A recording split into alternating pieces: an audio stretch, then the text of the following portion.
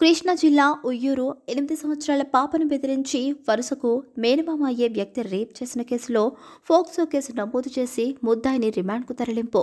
తల్లిదండ్రులు ప్రస్తుతం సమాజంలో చిన్నపిల్లల్ని కూడా బయటకు పంపేటప్పుడు జాగ్రత్తలు పాటించడం మంచిది. ఉయ్యూరు సిఐ రామారావు. మొన్నటి రోజు సాయంత్రం 8 సంవత్సరాల బాలిక మీద లైంగిక దాడి జరిగిందని చెప్పి ఒక రిపోర్ట్ రావడం జరిగింది. చాలా అమానుషికరమైన సంఘటన.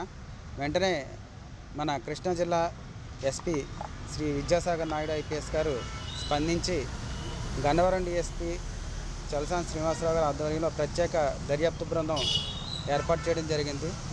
దర్యాప్తులో తెలియని విషయాలు ఏంటంటే బాలిక యొక్క మేనమామ వరుస అయ్యే చాన్ బాషా అనే 30 సంవత్సరాల వ్యక్తి ఆ పాపని బెదిరించి వినాయక చవితి దగ్గర నుండి కూడా పలుమార్లు అత్యాచారానికి పాల్పడ్డాడని, అలానే ఇంట్లో చెప్తే చాకుతో పొడుస్తానని చెప్పి బెదిరించాడని చెప్పి ఆ దర్యాప్తులో తేలిన సంగతులు. దర్యాప్తు అనంతరం ఈరోజు గన్నవరం డిఎస్పీ గారు ముద్దాయిని అరెస్ట్ చేసి కోర్టుకి తరలించడం జరిగింది.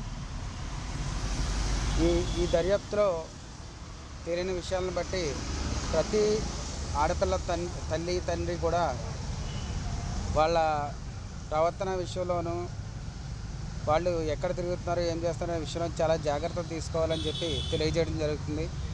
గుడ్ టచ్ బ్యాడ్ టచ్ అనే విషయాల మీద చిన్నపిల్లలకి పూర్తిగా అవగాహన కల్పించాలని చెప్పి మా పోలీస్ శాఖ తరపు నుంచి మిమ్మల్ని కోరుకోవడం జరుగుతుంది.